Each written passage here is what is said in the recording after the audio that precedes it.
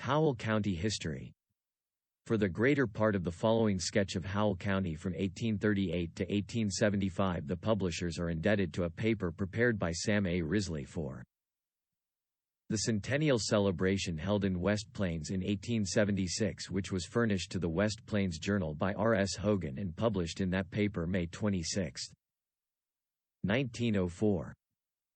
Others who have aided in securing information and names for the historical section are Adge, Gen, H. C. Clark, S. J. Langston, O. N. Barnett, R. G. Smith, Mustion, Thomas Lamones, Mrs. H. B. Pitts, and Floyd W. H. Zorn, W. R. Bingaman, D. W. Buck, W. D. Shoemaker of the Missouri State Historical Society. In 1838 all the territory now embraced in the limits of Howell County was a wilderness untrod by any human foot. The Indians had left the country years before, and all the territory lying between Township 29, north, and the state line south. 11 Points River east and the North Fork of White River west, was abandoned to the deer, elk, bear, wolves and other wild animals native to the country. The first settler within the present limits of Howell County was a hunter named Adams, who settled at the spring which at present affords most of the water used in West Plains. In the summer of 1839. His nearest neighbor was 20 miles away. Adams soon tired of the solitude, and sold his little improvement to Josiah Howell, who may be called the first permanent settler in the county which now bears his last name. He moved to the place where West Plains now stands in October, 1839. His wife Sarah Lassiter, daughter Mary and sons, William, Eason, Thomas J. afterward for many years representative of Oregon County, and Josephus N. settled in the immediate neighborhood. And signs of civilization began to show themselves in the wilderness. In 1840, Eli Tabor settled on Spring Creek. He was, so far as can be learned, the only settler of that year. Ozark County was created by the legislature of 1840–41, and in the year 1841, when the county was organized, Eli Tabor was elected presiding justice of the county court. Ozark County then included Range 10, now embraced in Howell. In 1841 Nathan McCammon settled 3 miles east of West Plains, and about the same time a man named Hutton located on the valley which now bears his name. He was one of that class of pioneers, now almost extinct, who could not bear to be crowded, and finding he had neighbors within 18 or 20 miles. He left his valley in disgust and plunged still deeper into the western wilderness. At this time in the history of the county there were no roads. The first public road of which we have any account was located by A.V. Tabor, and ran down the North Fork. The territory at present comprised in Howell County then belonged to Ripley County except Range 10 on the west line, which was a part of Ozark County. The inhabitants of the county then went to St. Louis or Batesville to dispose of the furs and skins taken in the chase, and to lay in the necessary supplies of groceries, medicines and ammunition. In 1841, A.V. Tabor went 40 miles to mill, and others went still farther. There were then no sawmills, floors and doors of the houses were made of hewed puncheons. Even coffins were made from puncheons hewed thin and dressed smooth with a plane. There was much or more interest taken in politics then as at the present time. A.V. Tabor has stated that he went through the woods 30 miles to an election, and carried a keg of whiskey, and that on the way he fell in with 3 other men, each with a keg of whiskey, and that they had a jolly time. By the year 1844, the country had gained considerable in population, and the county court of Ripley County organized Howell Township. The total vote of the township at the presidential election of 1844 was 14, all for Polk of Tennessee. In February 1845, Oregon County was created, and included the territory now embraced in Howell, except Range 10 on the west line. The first county court of Oregon County was held in May 1845. John R. Woodside made out the tax books. The number of names on the tax books was 150, of which 25 resided in the present limits of Howell County. As late as 1846 hunting bands of Indians from the Delaware, Kaw and Shawnee tribes visited this county to hunt. At this time the woods were full of bear, deer, elk, and other game, and a good hunter could make a great deal of money. It was no uncommon thing then to see 50 or 60 elk in one drove. Deer were equally abundant, and black bears were numerous. A good hunting dog was then worth as much as a horse. The elk left this country in 1847–48. Many deer and a few bear still remain. In 1848 most of the country was sectionized, and the favorable reports of the surveyors induced considerable immigration. In 1850 there was but one post office in Oregon County. It was kept by Josephus Howell, about 1 mile east of the present public square in West Plains, and was christened West Plains by Judge John R. Woodside. At that time scarcely a stick of timber grew in sight of the spring in West Plains. All the valleys and hills around about were barren of timber and covered with tall prairie grass. From any of the hills a man could be seen from miles down the valley, which is now covered with a dense growth of timber. West Plains was then a much more appropriate name than now. The country continued to increase in population, and in the legislature of 1856–57 a bill was passed forming the present county of Howell. The county was given the territory embraced in ranges 7 to 10 inclusive, east and west, and from the north line of Township 27 north to the state line south. All of which territory it still retains. Benjamin Alsop, Jas. Ellison and Joseph H. Russell were the first county justices, Joseph Howell was the first sheriff, and Joseph Harris the first clerk. Judge Ellison soon resigned his office and John McDaniel was appointed to fill his place. The county was attached to the 15th Judicial Circuit over which Judge Albert Jackson presided. Judge John R. Woodside was the first circuit attorney. The First Circuit Court was held in a little log cabin 1 mile east of West Plains, and there was but one case on the docket. The county prospered and gradually increased in population until the breaking out of the rebellion in 1861. At that time the population of the county was 3,200. West Plains was the thriving village of about 150 people, with several good stores and dwelling houses, and a passable frame courthouse. The county had many fine farms opened, and the people were thriving and happy.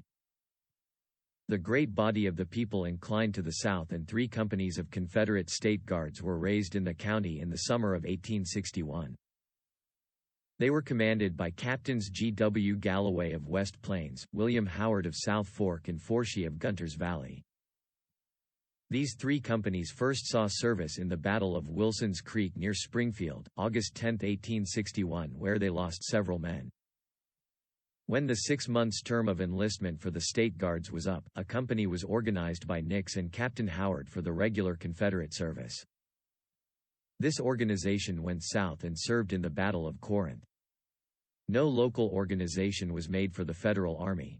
Union men going generally to Rolla to enter service. To the old log fort there went also many families whose sympathies were with the Union and who wished to be in sight of a friendly garrison during those perilous times. Other refugees fled to Salem, to Springfield, Oregon, to Pilot Knob.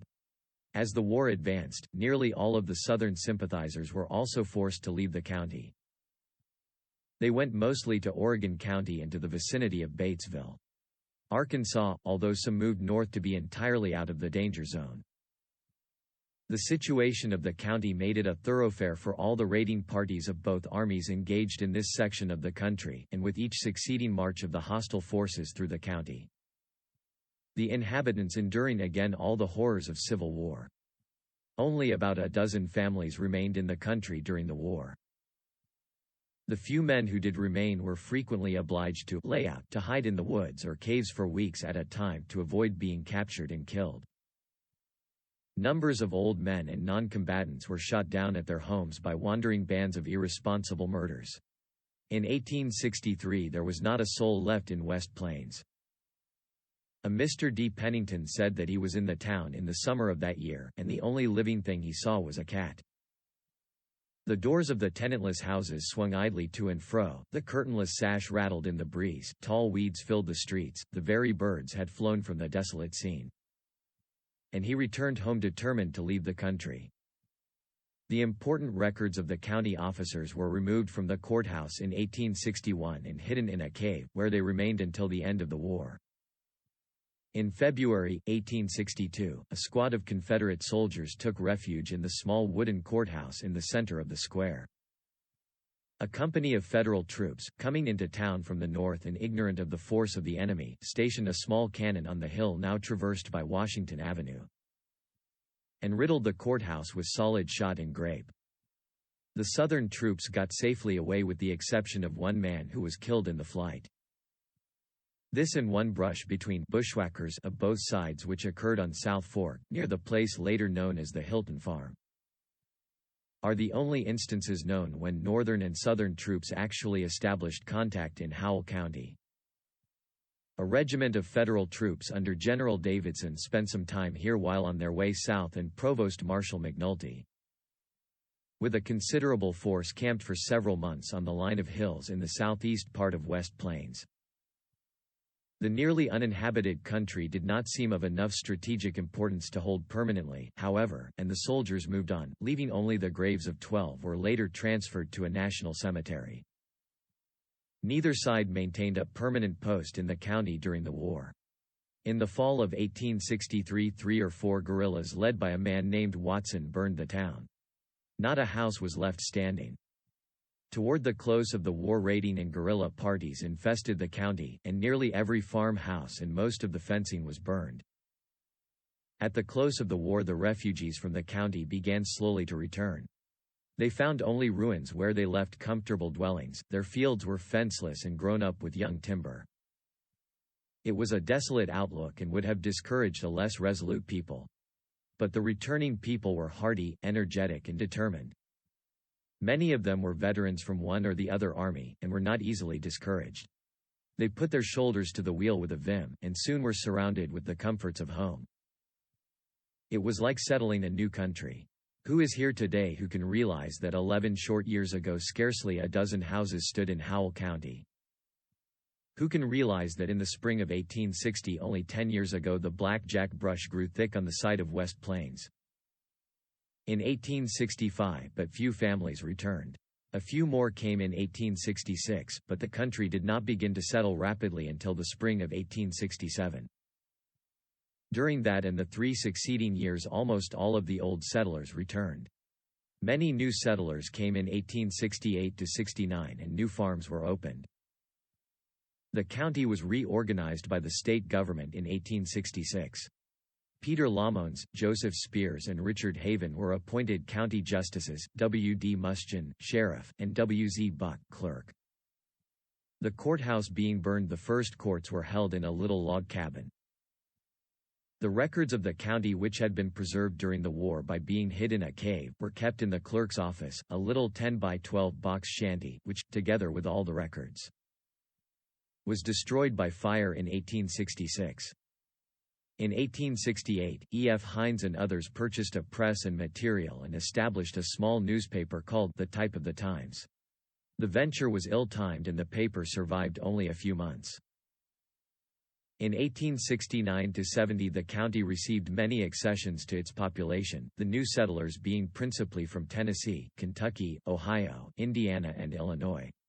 The census of 1870 gave population of the county as 4,000.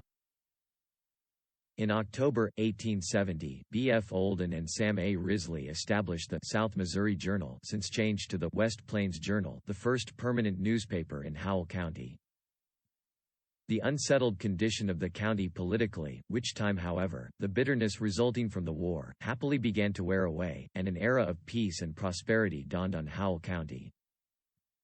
In 1871 the county increased rapidly in population, and by 1873 the number of inhabitants was estimated at 8,000.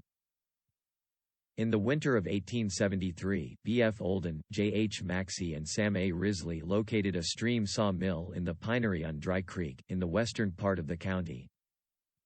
And on the 23rd day of February the first steam whistle awoke the echoes in the hills of Howell.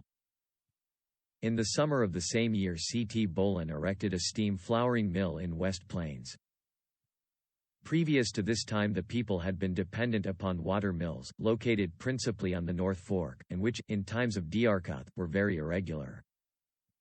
In the spring of the present year, H. W. Boland, Dr. C. M. Ross, P. N. Gully and others laid out a town of Hutton Valley, naming it Crossville. This is the second town in the county. There are at present 1876 9 post offices in the country, viz. West Plains, Hutton Valley or Crossville, Willow Springs, Albino, Chapel, South Fork, Yankee Doodle, Pottersville and Peace Valley. During the past 3 years the improvements in West Plains and throughout the county have been numerous and of a permanent character. The present population 1876 of Howell County is estimated by competent judges at 11,000. The actual population of West Plains on this centennial 4th of July is 240.